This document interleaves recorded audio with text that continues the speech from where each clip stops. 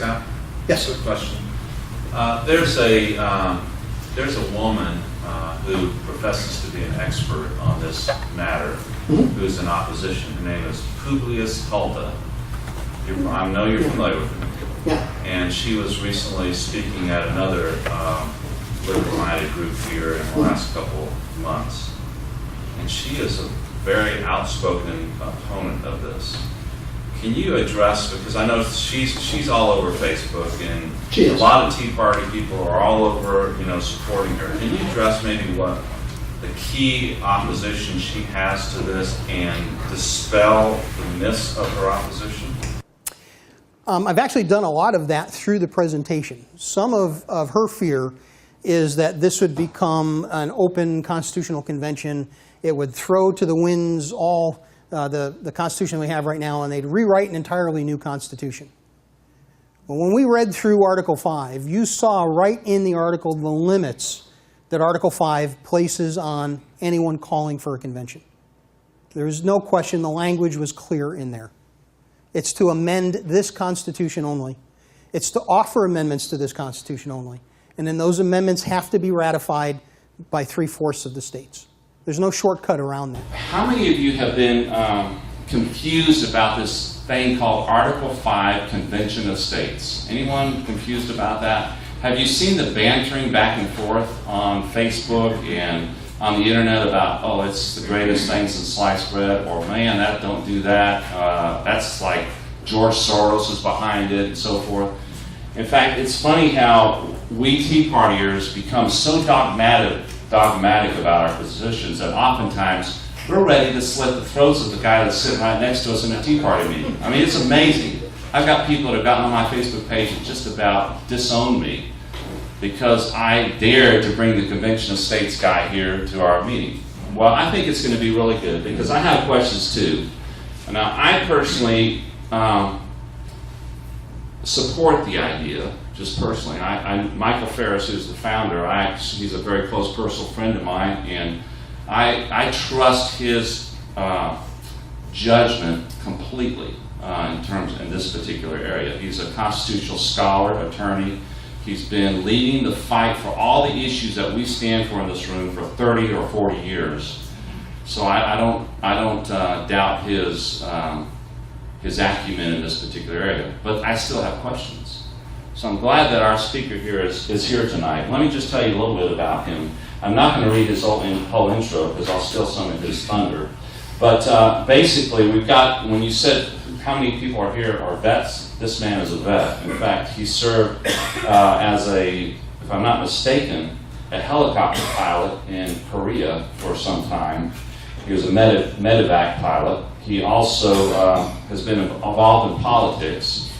He ran for U.S. Senate in New York and came in second place there behind the establishment guy. So he knows, he's one of us. He's also been in business for a number of years, and he's also been a student of the Constitution since he was very young. So this gentleman is the head of the Convention of States Article 5 effort here in Tennessee, the state director, and I hope you'll help me welcome Scott Williams.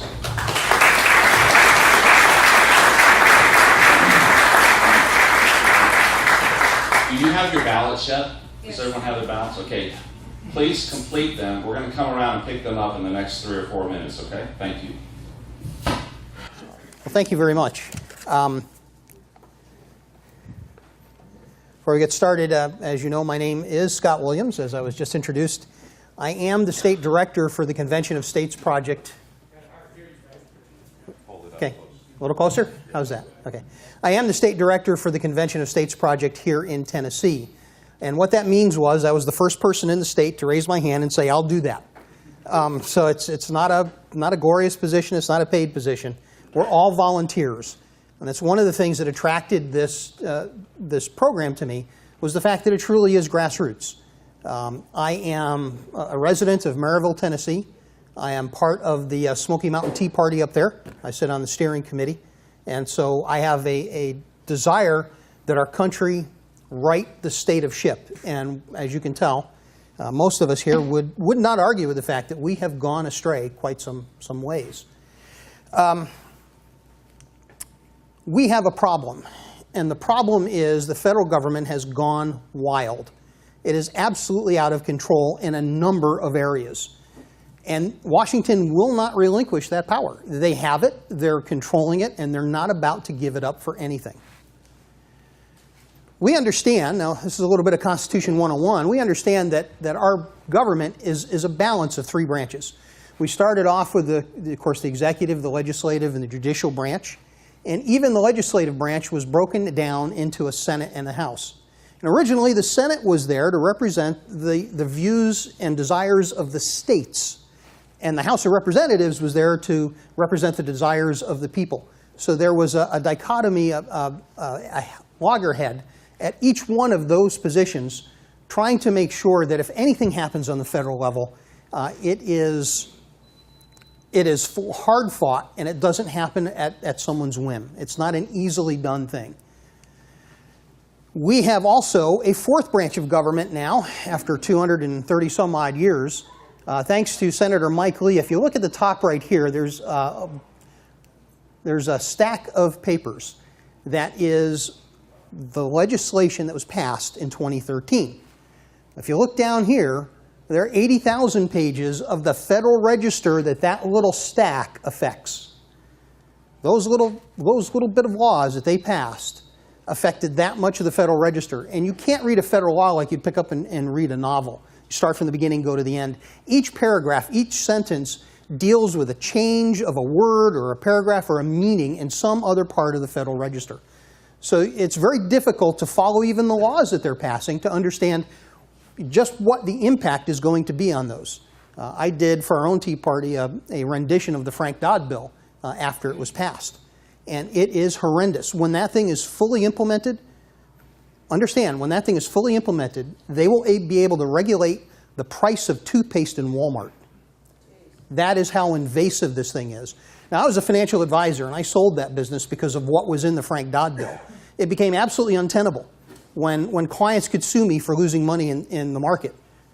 There's no way you can predict what the market's going to do, and that was too much risk for me. So I sold that business and got out. Today, we have what we'd like to see, most of us, is a national government, a state government, and a local government that are within reasonable amount of sizes.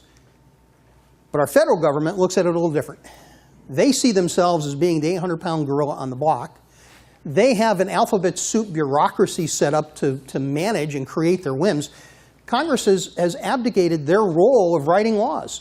Now they create legislation that allows these bureaucracies to write laws. In the Frank Dodd bill alone, there are 271 different agencies that weren't even named yet that could be created because of that bill that Congress says all they did was set the ball in motion. It's going to go out on its own. And then, of course, our state governments have been relegated to being enforcement arms of the federal government.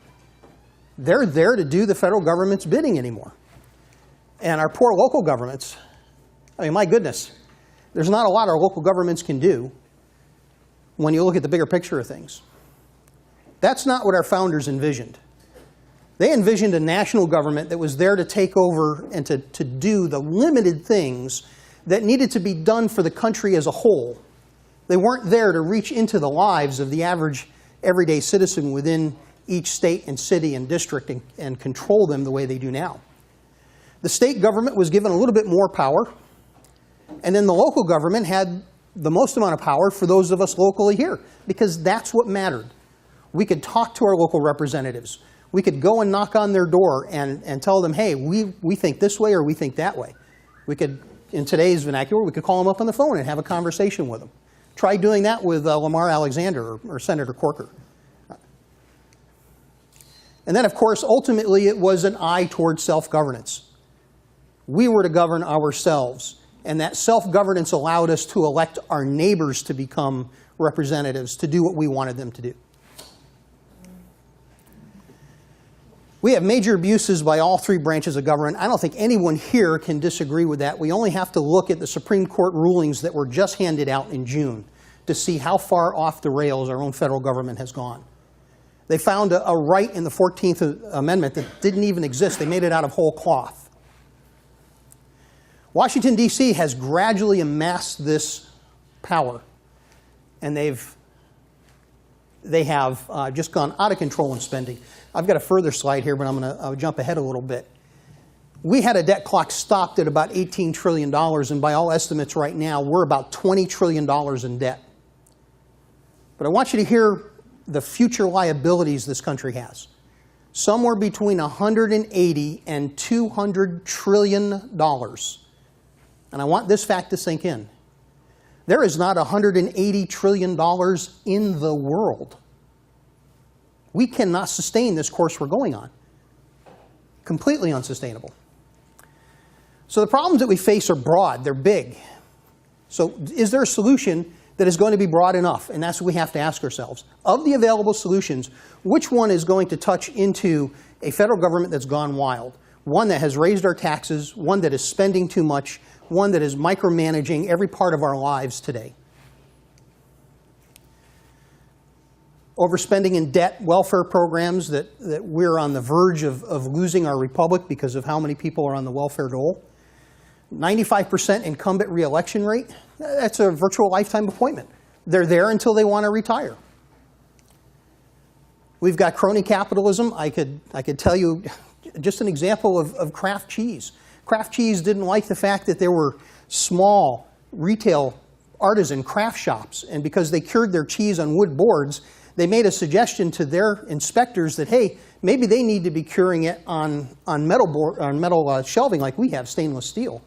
And of course, in the artisan cheese world, that boarding is where it gets half its flavor.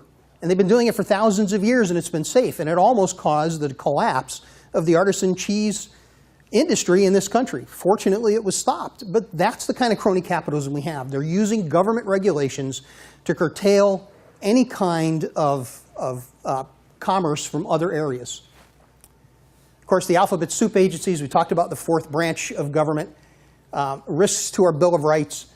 To fix the problem, we can't simply address one thing. If we just addressed the balanced budget, for example, if we just forced Congress to have a balanced budget, well, part of the problem is that if we did that, the first thing they would do is raise taxes. Does anyone doubt that? That's how they're going to balance the budget. It's not going to fix the myriad of other problems we face. And then the next question we have to ask ourselves, besides is it broad enough, is it quick enough? How much time do we have? And I'm afraid we don't have a lot. I've already talked about being $20 trillion in debt, $120 trillion in future mandates. $1 million borrowed every minute. We're on a political cliff, not just a financial cliff. 50% of the electorate's on the dole. Once we get to that point, we've lost the republic. Our founding fathers understood that when people can vote themselves money from the Treasury, they're going to vote that way all the time, and they'll do it until there's nothing left in the Treasury. Our Treasury's broke. We're borrowing money from other countries to fill our Treasury to pay bills that we have right here in this country. We are one amnesty away from losing the republic. We get an amnesty in, they get the right to vote in, and they will vote for their best interests. Now, I spent time as a military advisor down in Central America. The one thing I can tell you about Central America is they're very socialist. That's what we've got coming in south of the border. They have that socialist mindset. Yeah, they're big family oriented, but the idea is, what can the government do for me next? That's what's coming here.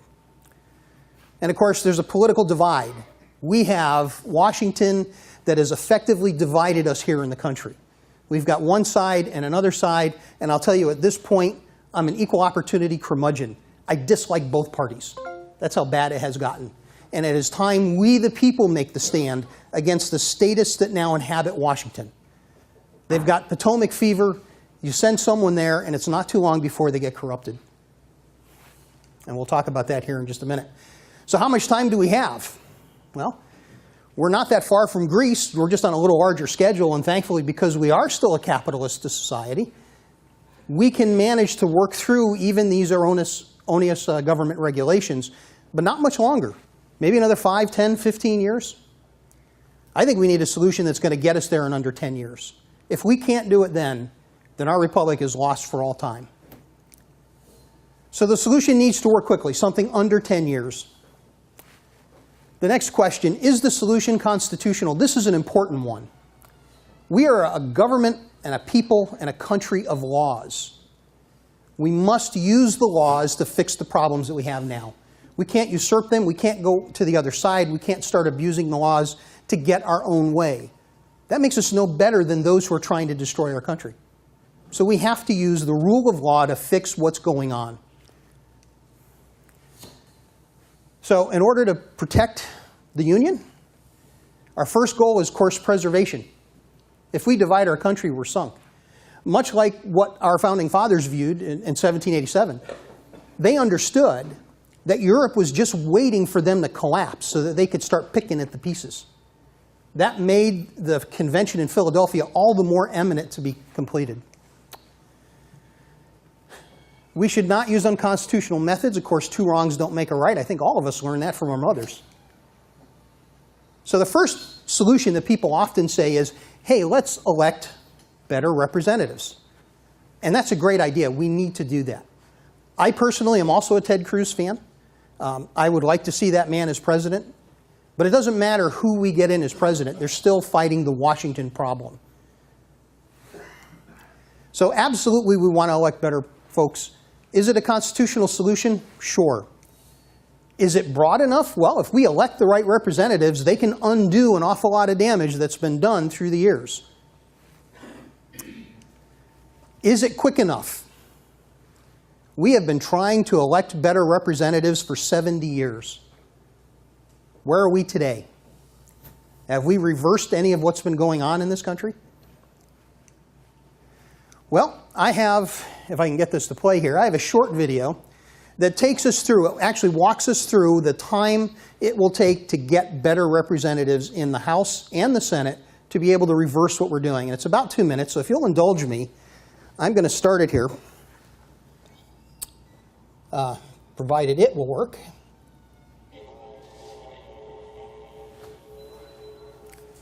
That should be playing. Great. We want people that obey the Constitution. And it sounds good, but it won't work, and here's why. Here's the truth about elections. Of course, we've got some good news, that we get to elect 33 senators and 100% of the representatives every 2 years. Now for the bad news. 90% of Congress runs for re-election, 95% of them win. Through the 1800s, that wasn't so. It was almost 50-50. So potentially, 63 representatives and 5 senators. And let's assume that all we need is a simple majority to correct the problems that we have in this country. We want to correct that runaway government. So how many good people do we have in office right now? 5, 10, 15, 20? You'd be hard-pressed to name them. I know in the Senate, I'm right at the top of my head, I can think of 3. So let's assume we've got 10 in the Senate. I know that's being generous. And let's assume that we've got 50 in the House. People who are strong constitutionalists. They'll obey the Constitution. They'll see the limits defined within the Constitution. They'll follow it. So every 2 years, we can elect a certain amount of those. So here we go. 2014, 2016, 2018. You can see we're starting to make some headway in the Senate. We're starting to make a little headway in the House. A simple majority is achieved in the House in 2028. And a simple majority in the Senate, 2054. 40 years. And that's provided when they get there, none of them become corrupt. That they stay in office for 40 years. That's what electing good people is going to take us.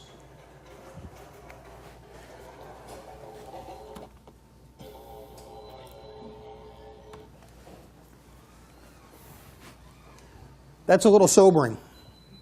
Yes, it is a constitutional solution, but folks, it's not fast enough. We will have gone off the deep end long before that. Then we have a faction who thinks we should do nothing. Let's let the system collapse. Let's let it go down the drain. Let's let it burn. Let's let the whole thing just come tumbling down because we're going to rebuild from the ashes. That's their view.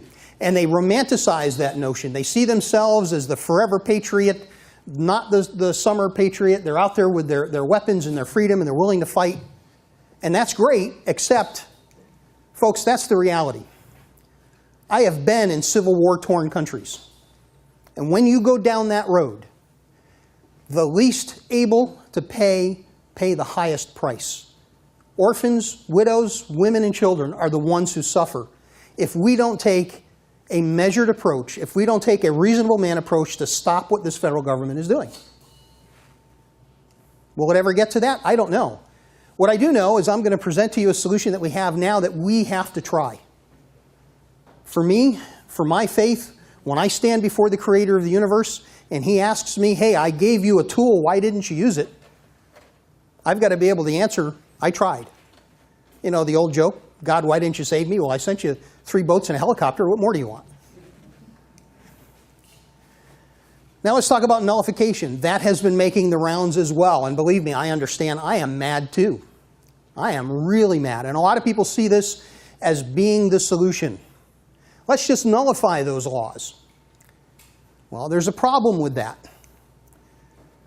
The 10th Amendment, of course, is what they cite. And it's short, so I'm going to read this a little bit here. The powers not delegated to the United States by the Constitution, nor prohibited by the states, are reserved to the states, respectively, or to the people.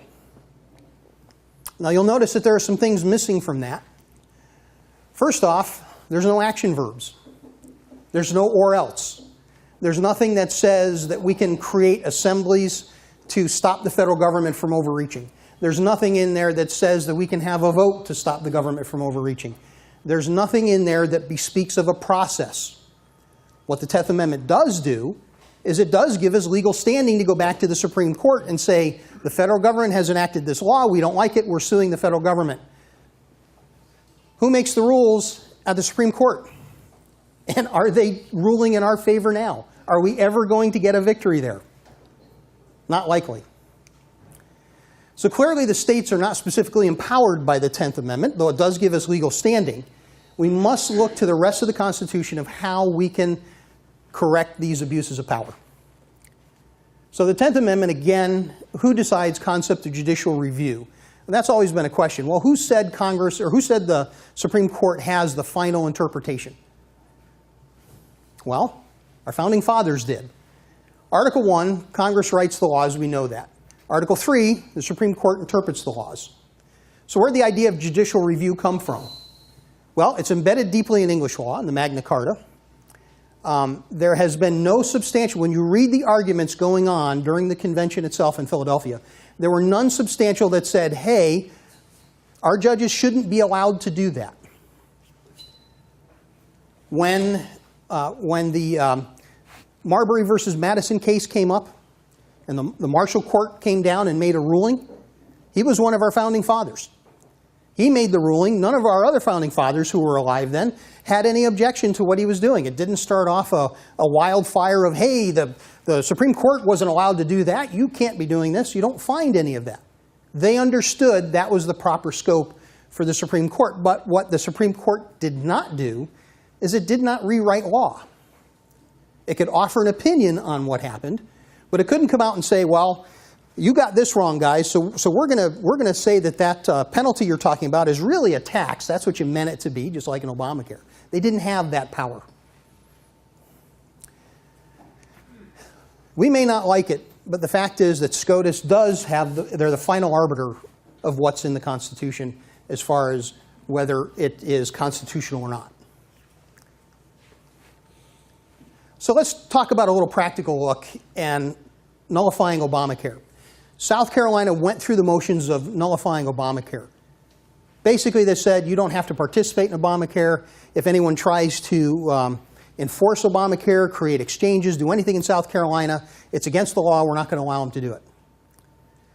But as a citizen of South Carolina could not protect you from the IRS, from coming in and charging you a penalty for not having Obamacare-approved medical care. So that kind of nullification makes for great headlines, makes for great publicity, but it doesn't do anything for the citizens. It's powerless to protect you from a federal government that can reach in and do that kind of damage to you financially.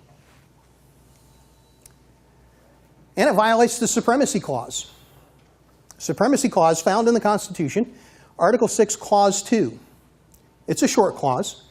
This Constitution and the laws of the United States which shall be made in pursuance thereof, and all treaties made or which shall be made under the authority of the United States, shall be the supreme law of the land. And the judges in every state shall be bound thereby.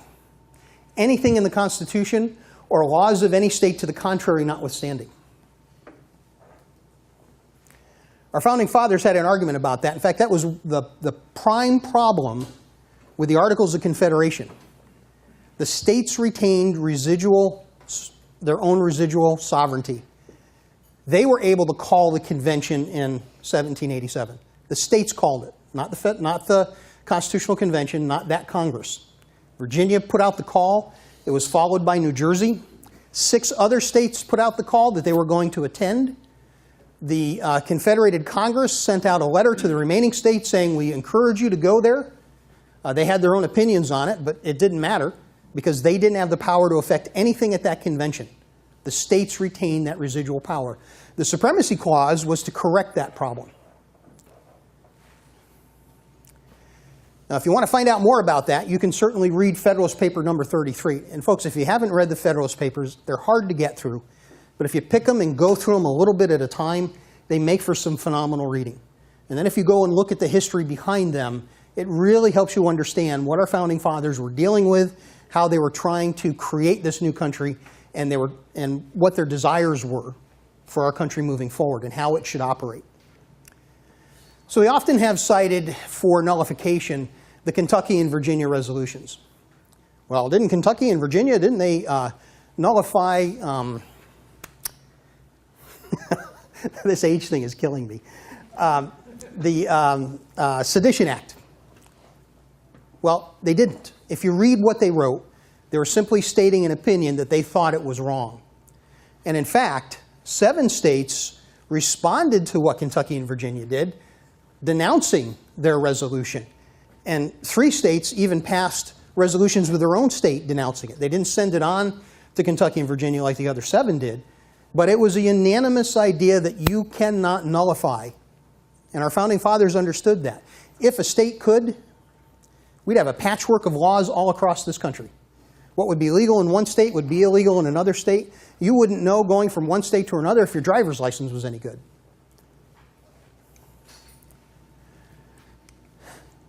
Okay, so looking at nullification, it is unconstitutional.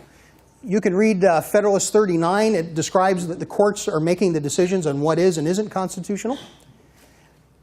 A wrong interpretation of the nullification clause has led to armed conflict. It would create a confusing patchwork of laws like I just described. Nullifying states would subsidize non-nullifying states. Let's say Tennessee did. We nullified half of what the federal government was doing. We stopped accepting their money. Do you think California's going to? They're still going to take our money here in Tennessee and they're going to send it out to California. So if we want to stop this, we don't want to stop it for Tennessee. We want to stop this abusive spending for the whole country. Otherwise, we're the ones paying for the rest of the states who decide they don't want to. It's impractical to nullify a litany of federal laws. Just consider the 80,000 pages that you saw printed out. How would you nullify each and one of those pages when each page has 5 or 6 different areas of the law they've changed? That would be a nightmare to try to do that. So direct nullification is unconstitutional, it's illegal, it's dangerous, it's confusing, unfair, and impractical. But believe me, I get it, because I'm mad too. I want to stop what this federal government is doing. But I also understand that we've got to follow the rule of law to do it. And our founding fathers were not blind to this issue. They understood this day was coming. We'll get into that here in a second. So a summary of our current crisis, as you can see, out of control federal spending and debt. We have a political crisis with an increasing percentage of people who are on the dole. We have all 3 branches encroaching on state sovereignty. And that's really what's happening. The federal government is pulling.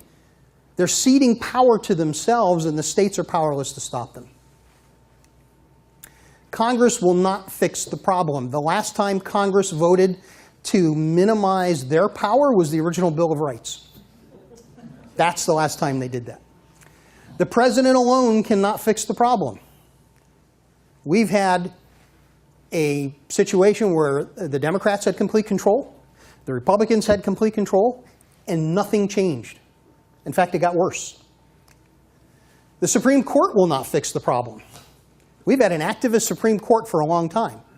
They're not about to stop doing and reducing their power. They've ceded it unto themselves. They're very jealous of that power. So all the solutions we discussed so far, they're either unconstitutional, they're not broad enough, or they're not fast enough.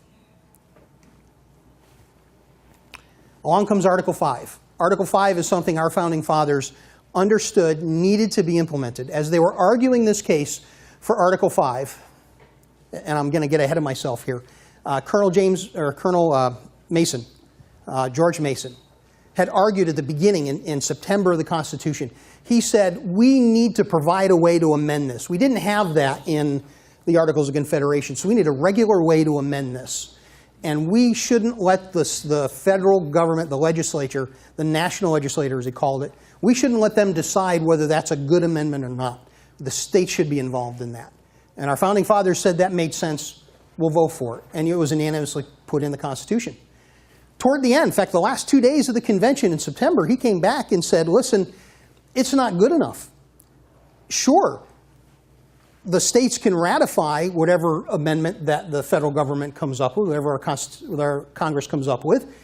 But if they go wild, if they go off their, I'm paraphrasing obviously, if they go off the rails, we'll never get an amendment that would correct that. We need to allow the state legislatures to call for an amendment as well. And this is what they gave us in Article 5. Now, it's not quite as lengthy as some of the other sections in the Constitution, but I do want to read through it because it's important to understand what's in there.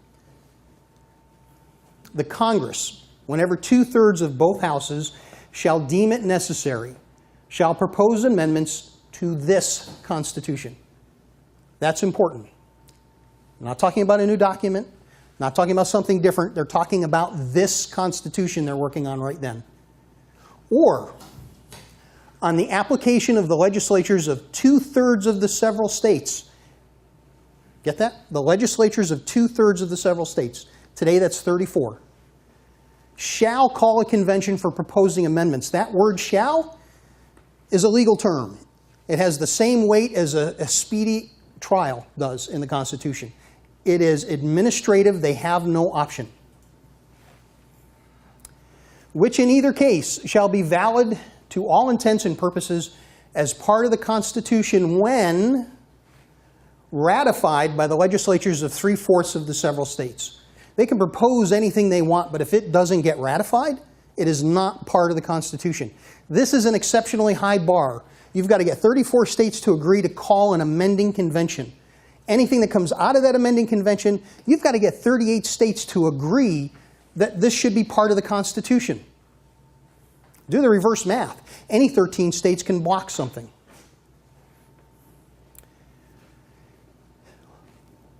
The other power that Congress has, and it's spelled out right here, or by conventions when ratified by the legislatures of 3/4 of the several states, or by conventions in 3/4 thereof, as one or the other mode of ratification may be proposed by Congress.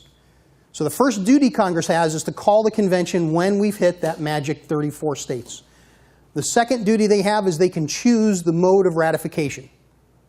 That's it. That's all Congress can do. Now, it goes on further to give them a restriction right here in Article 5, provided that no amendment which may be made prior to the year 1808 shall in any manner affect the first and fourth clauses in the 9th section of the first article, and that no state without its consent shall be deprived of its equal suffrage in the Senate. So they can't all of a sudden come up and say, well, you know, Tennessee, we think you really don't need a state senator. We've got other states that could fill that in for you. We're just going to regionalize our senators. They can't do that. Right there, Article 5. Here's George Mason, and these are the quotes that I was badly paraphrasing, but this is what he actually said. These came from the notes of Madison, who was there.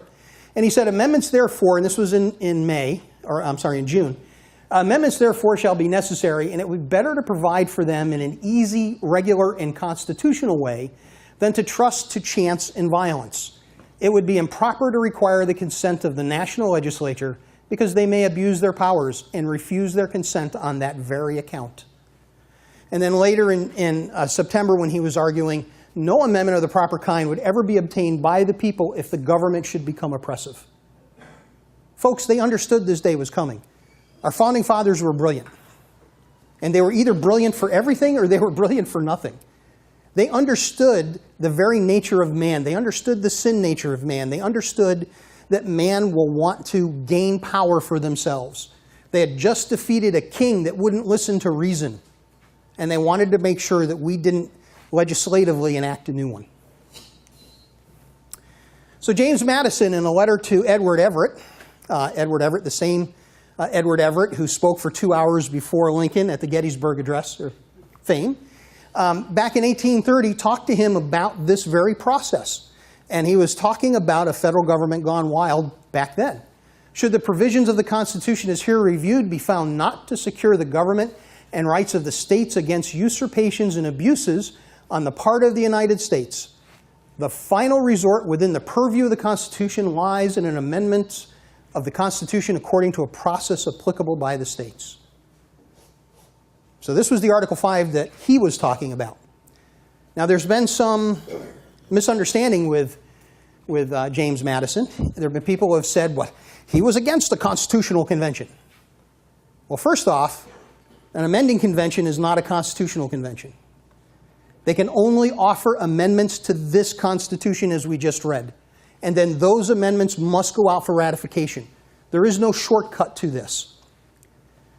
But where people get that idea came from a letter that was sent to a Mr. Tuberville. They were arguing at the end of the 1787 convention. The Constitution had gone out. They were trying to get it ratified, but there was no Bill of Rights. And so people were arguing. They said, what do you mean there's no Bill of Rights? We're not going to vote for this until you put the Bill of Rights in there. Go back to the convention and add the Bill of Rights. And his response was, no, trust me. We're going to add a Bill of Rights. Let's get this ratified first. If we go back into convention, it's going to undo all the hard work that we've done. We don't know what kind of a monster is going to be created coming out of this. So let's ratify what we have now, and then we'll add amendments. We'll add a Bill of Rights. Now, here's an interesting point. As we know, the Constitution got ratified, and as time progressed, we had the president seated. We had Congress seated. They were meeting and discussing legislation, and not one peep about a Bill of Rights. Not until 1789, when Virginia offered the very first Article 5 application that demanded Congress move on a Bill of Rights, followed by a letter from New Jersey, of all places, stating the same thing. They intended to file their Article 5 application. Then and only then did Congress go, oh, wait, they were serious. We need to put out a Bill of Rights. Now, the amendments that came out was a smorgasbord. There was actually 12 of them, and only 10 got ratified. The actual First Amendment and Second Amendment did not get ratified. Actually, that's a mistake.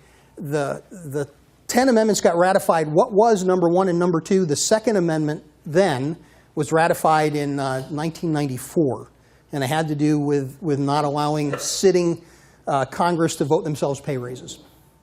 The first one was actually an apportionment amendment that would limit the amount of representatives to 50,000 people at the high end. Now, if we did that today, we'd have about 7,000, 7,500 congressmen. And I've heard arguments that that might not be a bad idea. It's much easier to corrupt 435 people than it is 7,000. So maybe they didn't have it that wrong back then. And the First Amendment, by the way, that is still eligible to be processed. So it's not a dead amendment. It could still come to light. Okay, 2 methods for proposing amendments. We talked about them just for clarification. You have amendments being proposed by Congress, and then they need to be ratified by 3/4 of the states, either by state legislatures or conventions. The second mode is the same way. You've got amendments proposed by states' legislatures. Now notice I said legislatures. I did not say governors. Governors need not apply. Then it goes out for ratification, one mode or the other, by Congress's decision, either by the legislatures again or by conventions in 3/4 of the states. So a couple common objections. We don't need to change the Constitution, we just need them to follow the Constitution. And the next one, if they don't follow the Constitution now, why would they start following it after we enacted amendments? Well, both of these questions make an assumption that we're still operating under the 1787 Constitution. So the first question is the Constitution the problem? Well, in 1787, we had 4 beautiful parchments that gave us our government. That's not the Constitution we operate under today. After 230 some odd years of judicial review and 27 amendments to the Constitution, our current Constitution consists of 3,000 pages. That's the Constitution Congress is following. And if you ask them, they believe in their heart of hearts they're following this. They're not following our desires. They're not following what we want to see. They're following the Constitution as it has been rewritten since the beginning. So, will Congress ever pass an amendment to curtail their power? The federal government will never voluntarily do that, no matter who gets elected. If only one amendment manages to get passed, it would create more problems than it would solve. If the balanced budget amendment gets passed, all we're going to do is have increased taxes. If you don't also pass spending cuts, and then just cutting the budget isn't enough. Washington, at the bottom line, will never fix itself. Article 5 gives us the power to do that. Now, if they don't follow the Constitution now, why would they start following it after it is amended? Well, every modern amendment with current vernacular is followed. Where they play free and loose with the facts are on older amendments or older parts of the Constitution that had modern vernacular for 1787, but can be morphed into what they want today. So consider, taxes are still being collected. Women still have the right to vote. 18 and over still has the right to vote. D.C. still has its electors. It's still legal to drink alcohol. None of those amendments are being curtailed. Again, because they're written in a modern 20th century language that is very hard to misinterpret what they're stating. Understand that every word of the Constitution ultimately decides this. It is a matter between liberty and power. The government has 3,000 pages of power over us, and they have 18 tractor-trailer loads of federal regulations over us. That's the power. That's the government we're sitting under today. It's time for us to take our Constitution back. And our founding fathers knew this day was coming. They knew that they would become oppressive. They knew we would never get proper redress through the courts. They knew the only solution would be the ultimate check against an abusive federal government, our state legislatures. This is the most important issue that we face as a nation today. We are seriously at the cliff. I served my country, and I look at those who have gone before me. I've had too many friends draped in American flags. I understand that what they fight for every day that goes by, that we change the Constitution they died for, we mock their deaths. That's my passion. That's why I'm here fighting for Article 5. The current mangled Constitution, 1787, was the greatest governing document the world had ever seen. It was modified by amendments. The Bill of Rights created a new version, 27 amendments, created 27 new versions. It was modified by SCOTUS, starting with Mayberry versus Madison, 228 years of SCOTUS interpretations, SCOTUS, Supreme Court of the United States. That's what's happened to the Constitution we started with. SCOTUS is an ongoing amending convention every time they sit. That was never a vision for our founding fathers. They never intended for them to have that kind of power. Our key problem now is how to reverse the control of SCOTUS, how to reverse a Congress that refuses to do anything about an out-of-control SCOTUS. They won't even do anything out of control them. 2 nights ago, I saw a report that Congress was looking at taking veterans who were so severely disabled they couldn't work and taking away part of their stipend so that they'd have something to live on when they hit 65, replacing that with Medicaid and Medicare and with Social Security. Well, we paid into Social Security just like everyone else. We have the right to that as well. So how do we reverse SCOTUS? We can't impeach and replace them. We have a Congress that refuses to do that. We can't wait till overreaching justices retire or die. We can override decisions via amendments to the current mangled Constitution. We can restore the clarity of original intent in meeting. The original Commerce Clause. The original Commerce Clause was there to settle disputes between states as they arose. If there wasn't a dispute, the Commerce Clause wasn't intended to be enacted. There was nothing for them to do. Now, through the Frank Dodd bill, like I told you earlier, when it's fully implemented, another 2 years from now, they can regulate the price of toothpaste in Walmart. So is Article 5 broad enough? Well, there certainly are multiple Article 5 attempts right now. Now, Article 5 itself is neutral. Anyone can try to get together a group and call for an Article 5 amending convention. In fact, since the beginning of our country, there's been over 400 calls for an Article 5 amending convention. They've just never been able to make it to the required 2/3. Now, of the ones that are going on right now, you've got ones like the Balanced Budget Amendment. It's limited to the topic of the balanced budget only. And as we talked about, the balanced budget is not broad enough. There is Compact for America. They've got kind of a unique pre-qualifying strategy, but clearly that's against the verbiage in Article 5. They're putting the cart before the horse with that one. You propose the amendments then go back to Congress, and then Congress says the mode of ratification. You can't pass an application and ratify it at the same time. So they've got legal problems with that one. And of course, Wolfpack, that's the one that George Soros wants to fund. He wants to reverse Citizens for United. George Soros, by the way, is working fervently against our Article 5 application.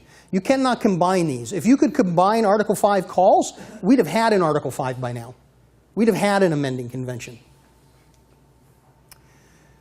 So all the other articles' efforts are too narrow. But this is what our call is. This is where we differentiate ourselves.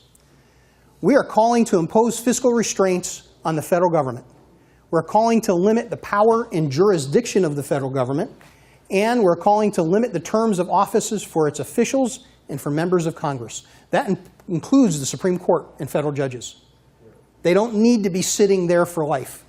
My goodness, Thurgood Marshall, the last few years he sat in the court, spent time in his chambers watching Days of Our Lives. We don't need that kind of age sitting on the Supreme Court. So term limiting them makes sense.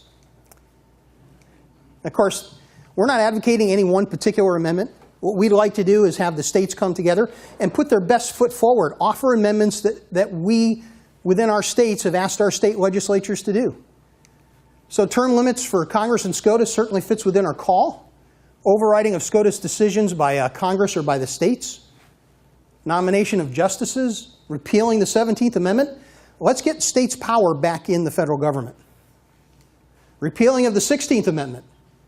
That taxation is legalized theft in my view. It's morally wrong and reprehensible. There are other ways to raise the revenues to run our government, especially if they're back to doing only the things the federal government is supposed to do. Caps on federal taxation, and many more.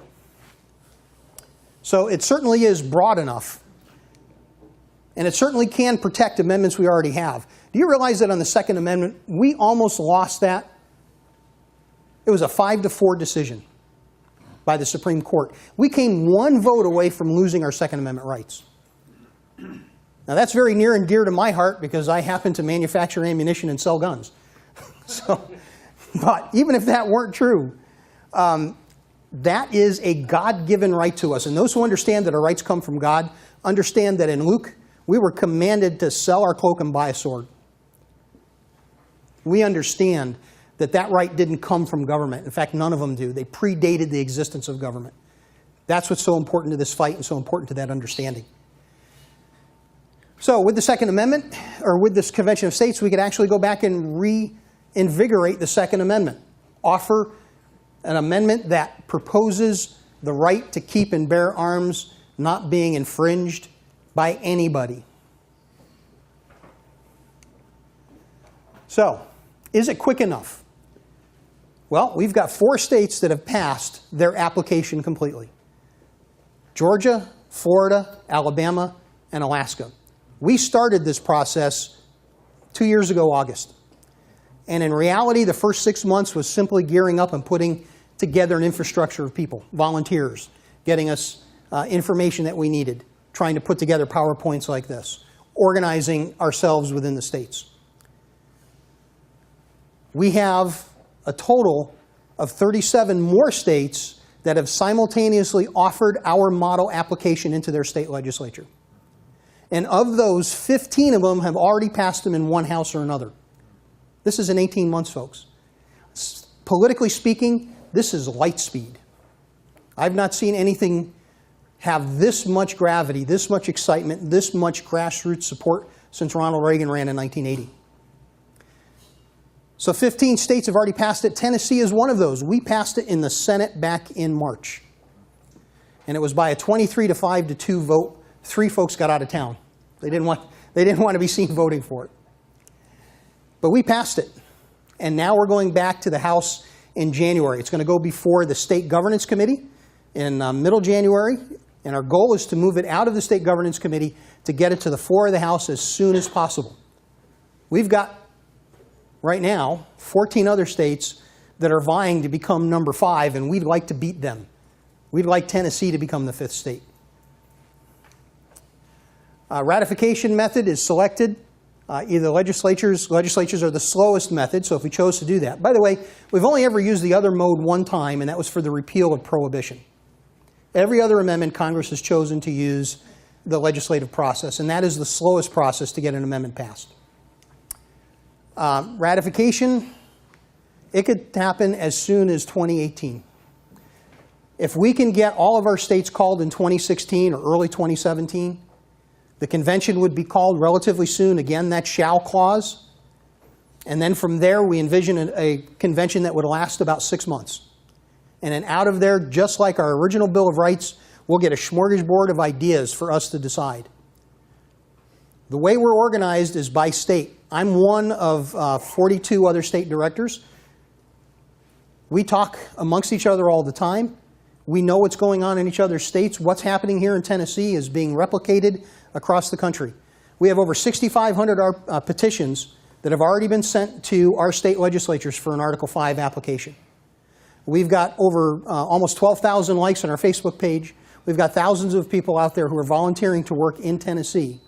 In fact, we've got a district captain right here. We've divided Tennessee up by legislative district. We've got 99 of them.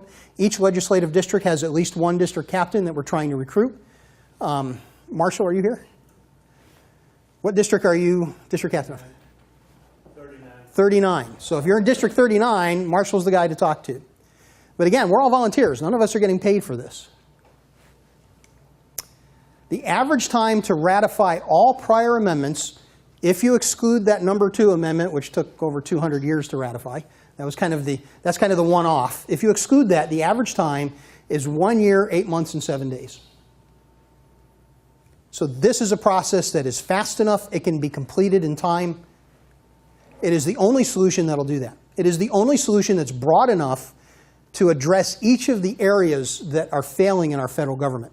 And we are looking at a cataclysmic, massive failure if we do nothing. So will an Article 5 work? Well, we talked a bit about the organization that we have. We have 40-plus states, 42 states that have state-level folks. I'm the state director, but I also have a legislative liaison. Her name is Ramona DeSalvo. Ramona is an attorney out in Nashville. She's an entertainment attorney. And she is working with our state legislatures. In fact, on Monday night, we have a legislative roundtable. Our main sponsor in the Senate, Senator Mike Bell, and co-sponsor Bill Ketron, will be on a panelized board of the main sponsor in the House, Representative Sheila Butt, and the main co-sponsor, Jay Reedy, and myself. And we'll be talking about Article 5, and they'll specifically be talking about how they see Article 5 helping Tennessee, and why they feel this is the right way to go in curtailing the power that the federal government is amassing over us. So other conservative groups are joining in. And the reality is it only takes a majority of legislatures. Again, governors do not need apply. We don't need Bill Haslam's permission to do this. We don't need any governor's permission to do this. Like them or not. We just don't need it. The state legislatures are the ones who have the ultimate check and balance against an overreaching federal government. In the terms of Mason, an abusive federal government. I don't think anyone here would argue we don't have an abusive federal government right now. But we have a legal, moral, ethical, civil way to curtail what they're doing to us. That's the road we need to take. So I hearken back to Ronald Reagan. He was my commander-in-chief when I was in, and I'm very happy to say that.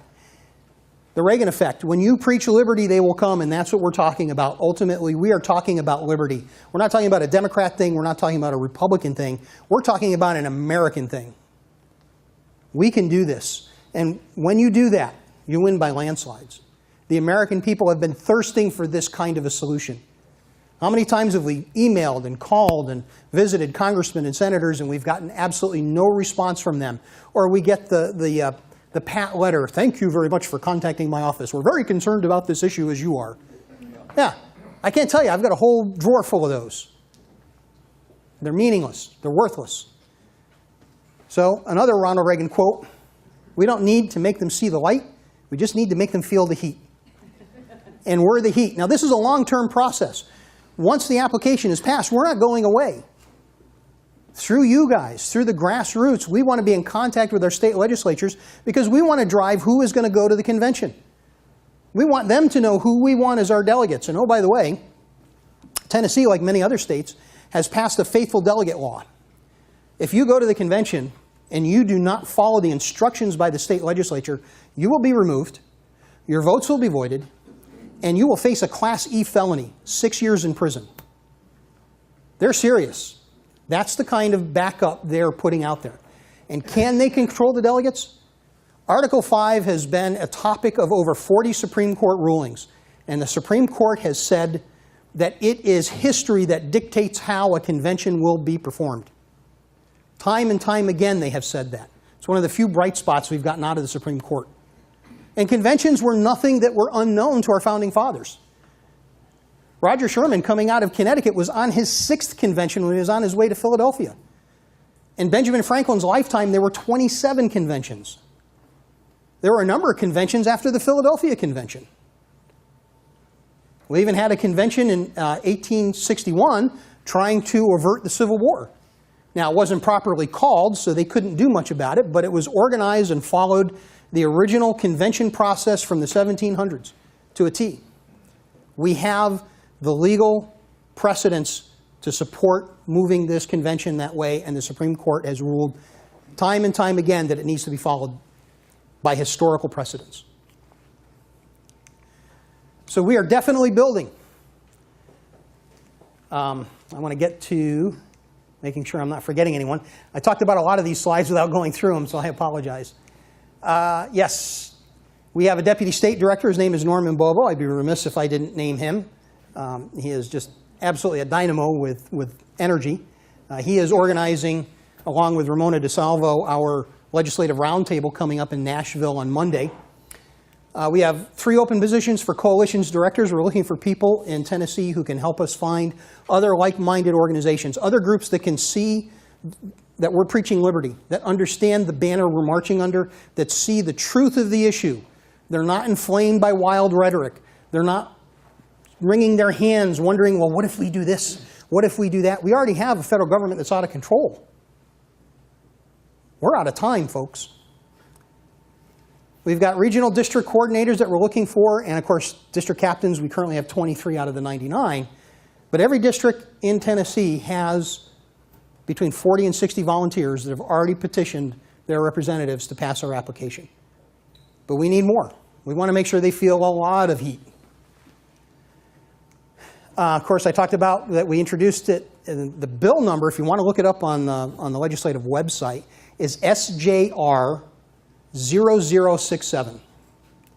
In the Senate, the main sponsor was Senator Mike Bell, followed by co-sponsors Green, Jackson, Johnson, Ketron, and Stevens. And then, of course, it passed the Finance, Ways, and Means Committee 8-2 to 1. It passed the Senate 23-5 to 2. 3 of them were not present. Our House sponsor, Sheila Butt, followed by James Reedy as a co-sponsor.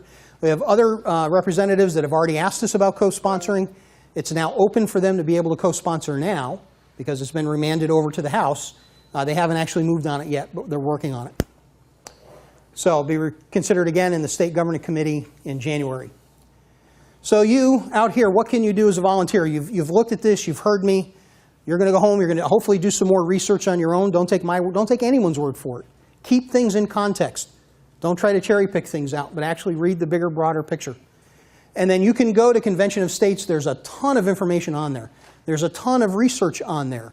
There's even some more modern research that goes into and discusses the roots of the whole fear of this being another constitutional convention. The reality was it was introduced about 50 to 60 years ago, and it was done by a group of liberal think tank activists that didn't want us to use Article 5 to reverse anything that the Democrats have done through, of course, FDR, and then following that, Harry Truman. They did not want that undone, so they were trying to protect that. In addition, most of you here know about Roe v. Wade, I would think. Roe v. Wade, the Burgess Court, came out with a letter against using Article 5.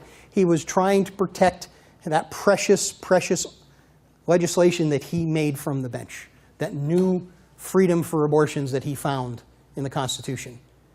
So they're trying to keep us, they're trying to keep the fear from us using the one and only process that will actually rein in the federal government.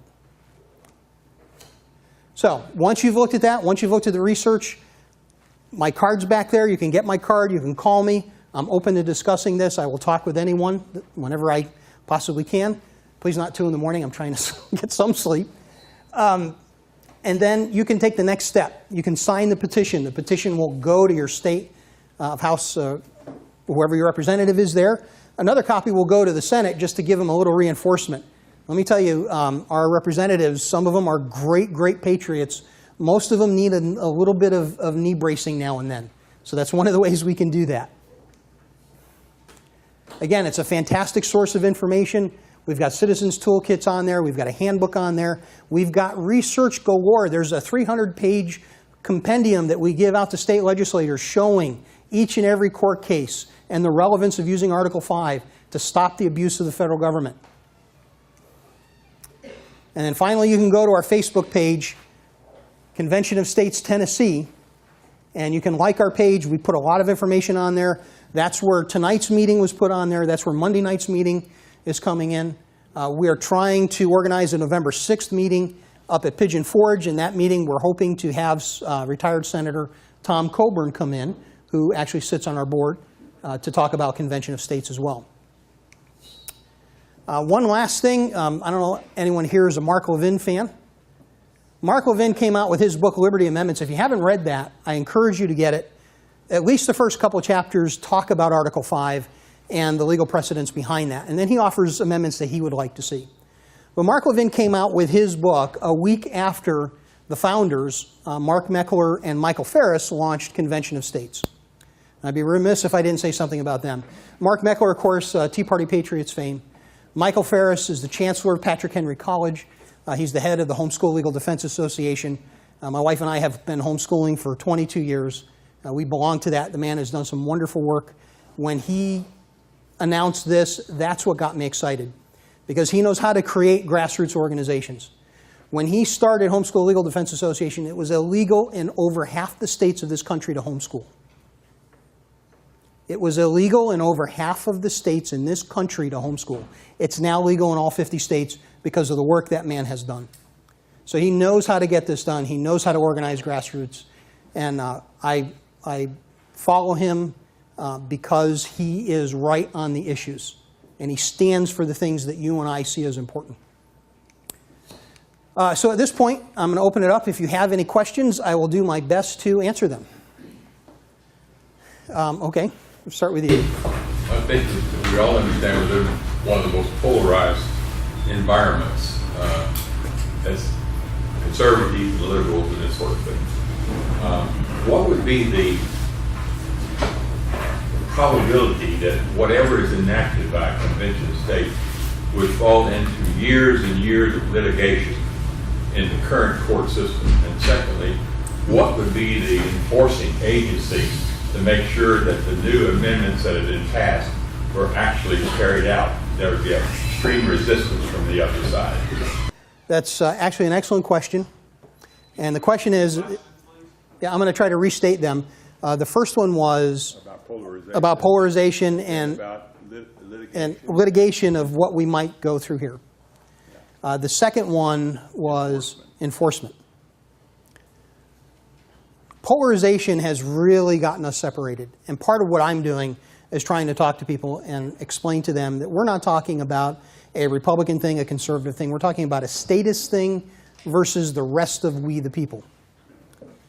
We have in other states Democrat supporters of this program because they understand what we're talking about is returning power to the states.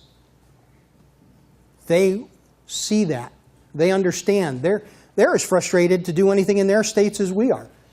They want to do things in their states which they are free to do. If they've got the political clout to do that, the federal government prevents them from doing. And so many of them are looking at this and saying, well, I don't always agree with everything that's on there, but I do like the part about me getting more power. So although we don't have a tremendous amount, we do have a growing community of people who are looking at this and saying, you know, the Democrat Party doesn't represent me anymore. They certainly don't represent what I thought they were representing. And when I hear on a national stage presidential candidates trying to out-socialize themselves, maybe this isn't the right direction we need to go in. So they're starting to wake up to that. Now, litigation is always possible. Anyone can take something through litigation. But it's very hard to litigate an amendment once it has been passed by 38 states. There is not the political will to do that. When the voting age was lowered to 18, the Republicans did not have the political will to try to stop that. It just didn't exist. If 38 plus states come out and say, we want Congress term limited, Congress does not have the power to override that. If they get to that position, if that's a possibility that we face, well, it'd be the only way to know that, but we've lost the country at that point. My bet is that when these amendments get enacted, they will be followed faithfully just like the other amendments that have been enacted before them. If they don't, then we have taken the last civil way to secure our liberties. After that, we're going to have to make a decision how we will respond to an out-of-control federal government that will not bend to the overwhelming will of the people. And I hope never to get to that point. But we have to take this step to make sure that we can civilly change what needs to be changed in our country. So they can try that process. I just don't see as how it's going to withstand it. Not the political will. I see you as an optimist. I'm not being a pessimist. You're out of time. How are you going to function in a depression? Well, we functioned in previous depressions. Yes, I know, but you're having this convention of states and everything while we're in the middle of a depression. You're right. All right, how are you going to do this? People are going to be more worried about food on the table, roof over the head. Do you understand how long depressions lasted before the Federal Reserve was created? Correct, I do. Typical depression was 12 to 18 months. But you're talking, sir, 2018. I see a depression before then. I would argue that to some degree we're in depression right now. Well, that's recent. That's I'm yeah. talking about Total depression. And we may be there. I don't have that crystal ball. I can't predict in 2018. Well, I know. What I can say from my work as a financial advisor, I understand the economic engine that this country has. Mm-hmm. I understand the power that capitalism has despite what the federal government is doing. There are businesses being opened every day. There are companies who are sweating it out and surviving as best they can, and they will continue to morph and change to survive through this period of time.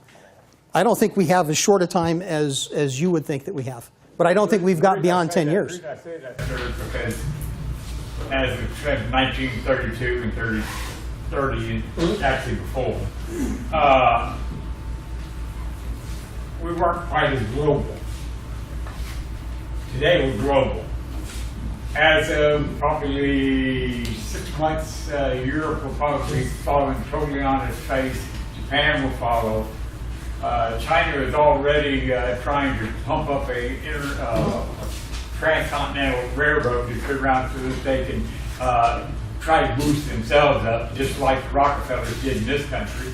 And, you know, they're like repeat history. Hey, Brian. They're going to fail. Brian, let's get to some Yeah. other questions, okay? You have some good valid points, but there's a bunch of... My final word on that is, I can't predict the future. We may or may not be there. I'm not willing to go down without a fight, because this is too important. We may end up there, but not before we try the last legal vestige we have to correct the problem. That's where I come down on that. Ma'am. You said the Claypool delegate law passed in Tennessee. It is. The other states that have looked at Article 5, the ones that have passed the balanced budget amendment, for example, they've passed similar laws. You'd have to look in their states to see exactly how they have curtailed their delegates, but it's something very similar to what Tennessee has done. In fact, Tennessee modeled theirs after a couple of the other states that have already passed this. Sir, in the blue. What prevents the convention from either giving the federal government additional power or even brand new powers? Okay.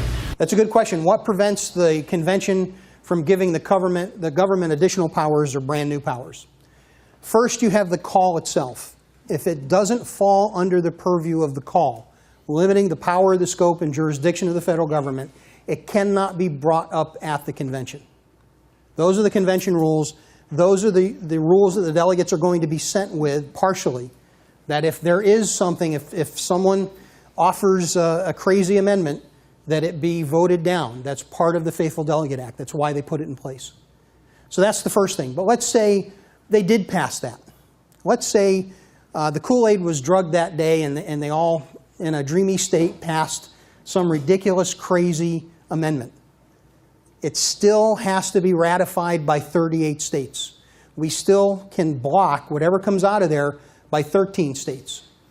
We have 26 state legislatures that are controlled by strong conservative governments. So I think we'd be able to block it in that case. This is a high bar. This is not easy to pass any one amendment. We've had a number of amendments that came real close but never made it. Most of you look like you might be old enough to remember the Equal Rights Amendment that didn't make it. There was a hard push for that, but we were able to push back. Will all the amendments be passed at one time? Or will they No, they all stand on their own just like the original Bill of Rights. You had other questions? Sir, in the red? First, I want to thank you very much for the presentation. I thought it was just excellent. I've never been particularly in favor of this. I've read this, yes, I've read Mark Wilson's book. But the world is shifting, it's changing. It is. And I think we're moving along at light speed right now. I had an opportunity this morning. I was speaking to some students. I actually was teaching. I was a lecturer, somebody asked me to sit in, so I've stepped in, opened my mouth. To a bunch of students, very, very left-wing, very, very liberal at UTC. And what I found out was this. I talked about possibilities. I talked about hope. I talked about what we can do with businesses today, how we can make those businesses financially successful and the opportunities. I said a lot of what you said right here today, and you know what?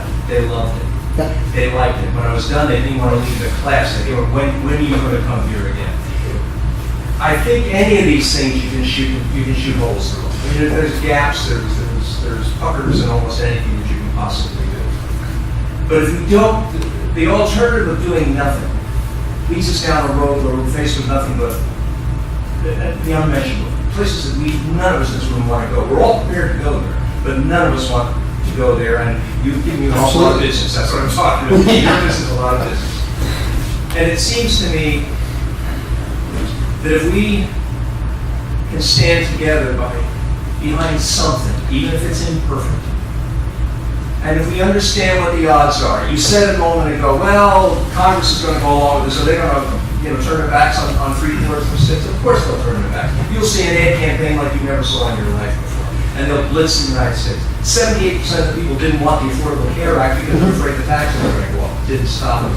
But is that a reason not to do this? I think that's what you have to ask. Is the potential for downside is the reason not to do this. So even though I have my reservations about this, I think this is something we all ought to be getting behind. I think this is something we all ought to really sincerely think about. Maybe this is the next step, because there is no other step after this, not any one that we want to go. So I want to thank you for putting this and spelling it out in a way that's so easy to understand and work with. Well, I appreciate it. That was my goal for tonight. Thank you. Certainly, Green. Yeah, this sounds really good and so forth, but always the argument has been, and been somewhat answered about the, some crazy thing. Now, you're going to have a lot of liberals that's going to be in this convention. And I suppose the next step, if one of these crazy liberal things are adopted in the convention, you have to, petition Congress to the states to ratify it.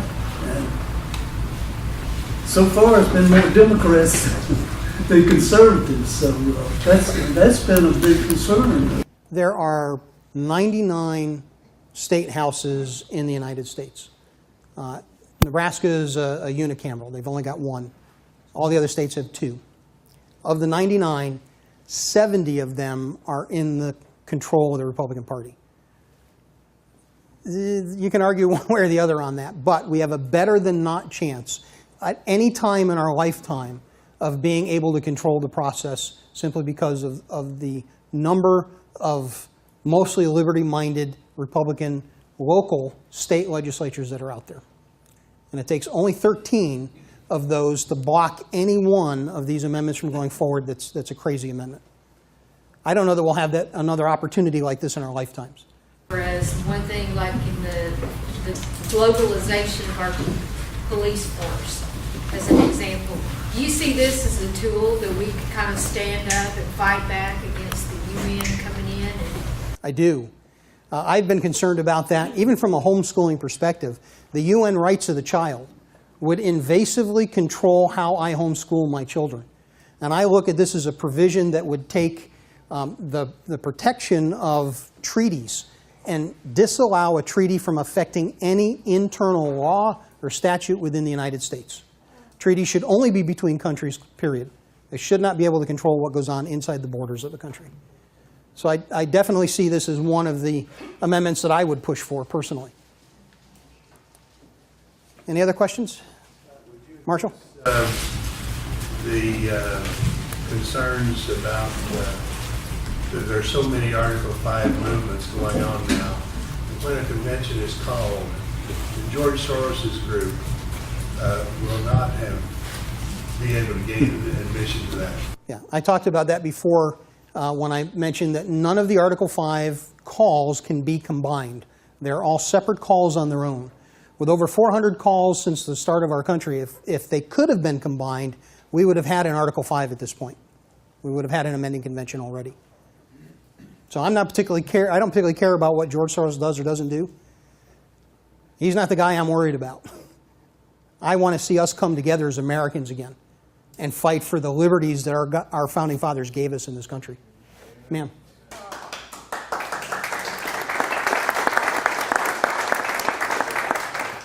I just had a comment. If we don't give this our best shot, I really think the UN will take us over as far as regulations and that sort of thing, and one of those will be gun control for the entire world. Good luck in enforcement. Oh, they can do that too. Run out of. But I do agree. This is our last best effort. Any other questions, sir? Is there a expiration on these? Like you said, 4 states have already passed it. Do the other states have to pass in a certain amount of time? There is no expiration in our call.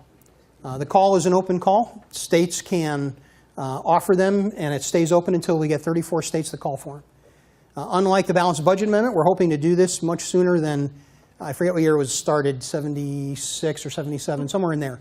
They've been going around for a long time, and they've not been able to make their call, along with term limits. Term limits have been, groups have been trying to get an Article 5 for term limits for a long time. They've not been able to get their call. The unique part of this is that it's broad enough to include both of those, and then more. So we're looking to reach out to those groups that want term limits, those groups that want a balanced budget amendment, those groups that want to cap the taxation and the spending of the federal government, and those that want to see things like the United Nations not able to alter law within our borders. Those kind of groups, we're trying to get them to come together. This is the vehicle to do that with. It's broad enough to do that, but it has a cap on it. The scope is very defined. It's only for limiting the power, the scope, and jurisdiction of the federal government. Scott? Yes. Quick question. There's a woman who professes to be an expert on this matter, who's in opposition. Her name is Publius Hulda. I know you're familiar with her. Yeah. And she was recently speaking at another liberal-minded group here in the last couple months. And she is a very outspoken opponent of this. Can you address, because I know she's all over Facebook, and a lot of Tea Party people are all over, supporting her. Can you address maybe what the key opposition she has to this and dispel the myths of her opposition? I've actually done a lot of that through the presentation. Some of her fear is that this would become an open constitutional convention. It would throw to the winds all the Constitution we have right now, and they'd rewrite an entirely new Constitution. Well, when we read through Article 5, you saw right in the article the limits that Article 5 places on anyone calling for a convention. There's no question the language was clear in there. It's to amend this Constitution only. It's to offer amendments to this Constitution only. And then those amendments have to be ratified by 3/4 of the states. There's no shortcut around that. What is the definition of an open constitutional convention? Open. It's a misnomer. A convention is only a meeting. And that's where, how do I say this? There are people who, for a variety of reasons, do not want this to happen. Some of them because they fear the undoing of 100 years of progressivism and taking of our liberty. Some of them because they want to see the system fall. They want anarchy to reign. They believe in their hearts that they will be that summer patriot that comes out with their gun, and they will create their own little fiefdom, and by God, they will be their own king. Enough of this federal government. To add on to that, this particular presentation you made today, is it online? It's going to be. That's what the recording is. Well, I don't mean with you, but I meant your PowerPoint presentation there. Is that online? This particular PowerPoint is not online, but I will share this with anyone who leaves me their email address and contact information. When I retired, I'm back in college. I've been going to college for 9 years. I've been taking so much stuff, and I mainly take government, economics, and Federalist and Anti-Federalist papers. And I've been looking for something to, the little group I belong to that operates outside the classroom, to present to them. And they're all 18, 19, 20, 21, 22-year-olds, and they're like sponges. When I explain things to them, they say, well, they didn't teach us that. I didn't know that. And I know in some of their classes, they're not getting that. They're not. And this would be so perfect in showing them something can be done before you have to use a gun. Yep. Again, I would be happy to share this with you and anyone here. If you leave me your contact information, I will send you not only this, but I'll send you some of the documents. I referred to the Tuberville letter. I referred to the 1789 call of Virginia for the first Article 5, where the term Convention of States was created. I can send all of that to you. If you really want, and you suffer from insomnia, I can send you that 300-page compendium for state legislatures as well. We just have a ton of information, a ton of good research to show that what we're talking about here is the truth behind Article 5, and it's what our founding fathers intended for us to use. This is the quintessential in case of emergency break glass provision within the Constitution, and we're there. So, any other questions? Scott, give us, I know you already have, but one more time, give us what are the 2 or 3 things we can do leaving tonight. Okay. Go through that one more time. One more time, there's a couple things that you can do. Let me go back to this slide. Go to conventionofstates.com. Everything I talked about tonight is in there in some form or another.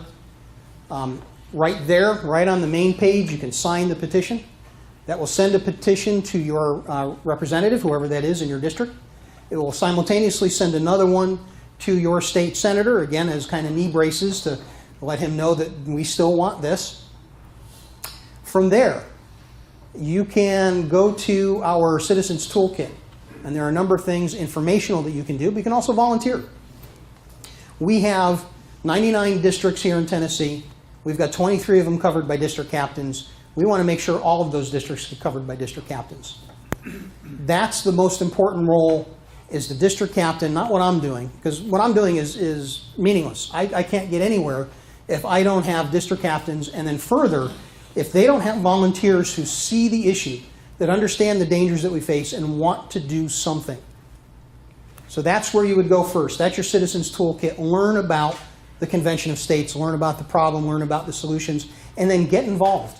Volunteer. We want people who will get out of their comfort zones, talk to their neighbors, explain to their neighbors, this is a problem we're having, here's a solution, help me with this solution. And then finally, make sure you go to our Facebook page and like it. That is where all of our upcoming information and issues come up, comments come up. The meeting that's going to be done in Nashville, there's an event on there. So those are the things you can do. So I think we had a question. Yeah, the district. The senators have one district, the representatives another. Yes. What district are we going by? We're going by the state legislative district, the lower house district, your House of Representatives. I think we've got time for one, excuse me, another question or two, or are we? Go ahead. Yes, sir. I know it might sound silly, but I have a 60-day approximate fix for America. And that sounds silly. It's only 3 lines of the Constitution. If you don't mind, I got to put my glasses on. See what I'm reading. Now, I've done about 3 years of study, so this is not a spur of the moment thing. Okay, right here it says in Article 5, it says, and that no state shall without its consent be deprived of its equal suffrage in the Senate. And suffrage, of course, is the right to vote. Now that's true, right? That is true. That's true. Okay. That right there, and just to tell you that no state has ever set up a protocol in their state legislature to vote on federal bills. And in which if they did this, then they would give the U.S. senators, they would tell them to take these votes to vote on the federal bill in the Senate. They've never done it, never ever. Now they have the right to do it because they've never given up this right to do that. No state legislature's ever done it, but you got to know how we got to this situation or you wouldn't understand why we got here.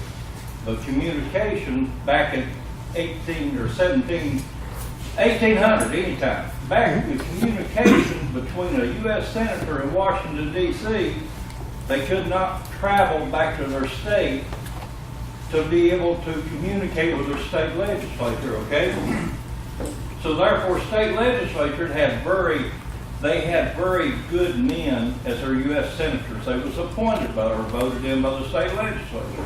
They was very good senators going to Washington. Well, with the lack of communication between the state legislature and the senators in Washington, they could not communicate. So when you have to get on a horse and ride all the way to Washington, D.C. to represent your state, you can't even mail a letter back. You couldn't telegraph. You had no communication. So they was allowed to do whatever they wanted to do. Well, communication probably never took place until the mid-60s here in the United States. I know there's telephone stuff before, but 75 years ago, this problem should have been fixed in every state legislature. It never was done. Never been done, and I can't even get a hold of people and tell them now. I tell I'm a Georgia resident, but I'm here. Okay, let me put it this way. If a state legislature controls their U.S. senators, and the state legislature owns those 2 votes, state legislature owns both senators' votes. And they'll say, if you ask a U.S. senator, who do you work for? I work for the people. Well, they've been doing this for 200 years. Everybody believes it. Anybody you ask, if you ask them, who does a state U.S. senator work for? They say, oh, they work for the people. Wrong. They never have. According to the Constitution, those votes belong to the state legislature, okay? And if a state legislature does not push this in any state, then they're not representing the people that they're representing. They're just not doing it. Okay. That's why the repeal of the 17th Amendment is so important. We want. No, 17th Amendment's irrelevant. Absolutely irrelevant. Well, we would have to disagree on that. The 17th Amendment took the power away from the state legislatures to recall their senators. Up until the 17th Amendment was passed, it makes them popularly elected. It does not matter. However, you're put in a position Right. to represent your state. Also, it says when vacancies happen. Hey. Can I interrupt here for a second? Please. We're not going to litigate and change. Today, Absolutely not. In this room, what's being done across the country and the way it's been interpreted. I do appreciate the point you're trying to make. Yeah. I do appreciate the point you're trying to make. We need to get control back of our federal government. And there are just too many different ways that we need to attack this beast at the same time. And that's one of them. No, that's good. Okay. I've done 3 years of research on it, and I just get so hyperactive.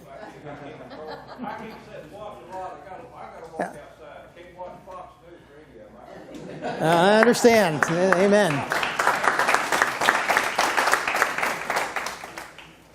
Okay. You're right, Mark. I apologize. No apology there. Not Okay. at all. So basically what we're doing is we're putting the jurisdiction back in the 10-mile limit.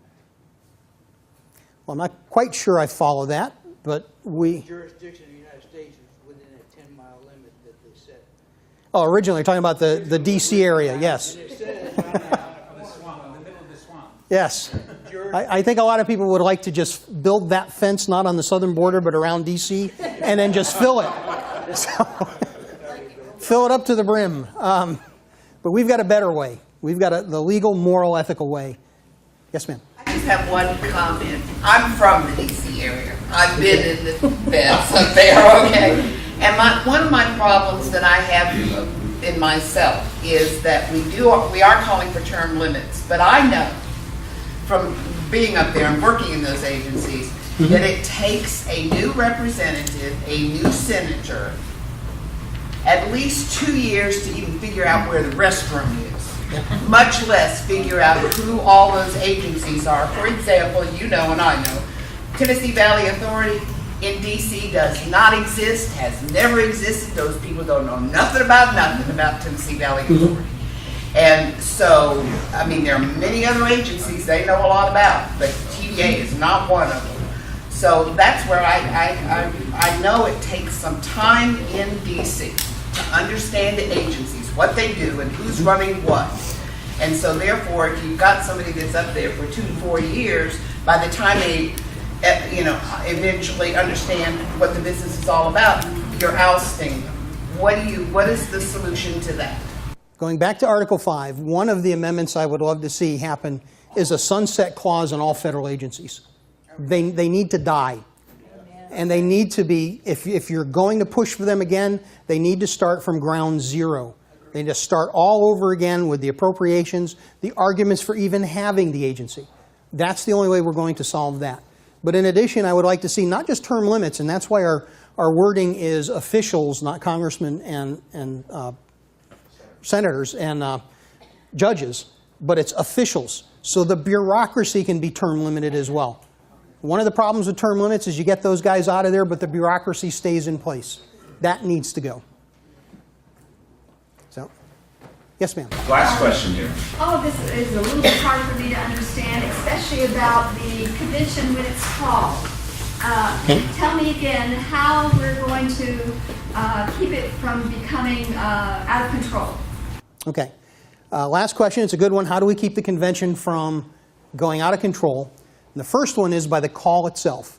The call is limited. So when the delegates meet, they have to propose amendments that fall within the call, or they cannot be voted on. Their states control the delegates. So if someone brings up an amendment that says, we don't like Tuesday, we're going to name it Purple Day. If someone comes up with a crazy amendment, the instructions to the delegates are, you will not vote for that amendment. So even though it can be proposed, it should never see the light of day. Should it see the light of day? Again, let's say there was something in the Kool-Aid and they all very dreamily, starry-eyed voted for that Purple Day replacement to Tuesday. It then must go to the states, and 38 states must ratify that before it becomes part of the Constitution. That's another check and balance. This is a high bar. The amendments are not going to be willy-nilly offered and voted on and put into the Constitution. It's going to be a lot of work to get even one amendment passed. But that was by design. Okay, last follow-up, and I think we're done for tonight. The states control the delegates. What if you have a state that's part of it that doesn't want to control the delegate along with the COS? Okay, very good. What if you have a state that doesn't want to control the delegate? The first state that comes to my mind is California. California is going to send whoever they want to send, moonbeam something, and they're going to come there. But California doesn't have any more vote than Rhode Island. It's one state, one vote. I don't care if California sends 100,000 delegates. They only get one vote. And we control the state houses on a conservative level of 26 states right now. It only takes 13 of them to block it. So with that, I really thank everyone coming out and listening to me droll on. I appreciate that.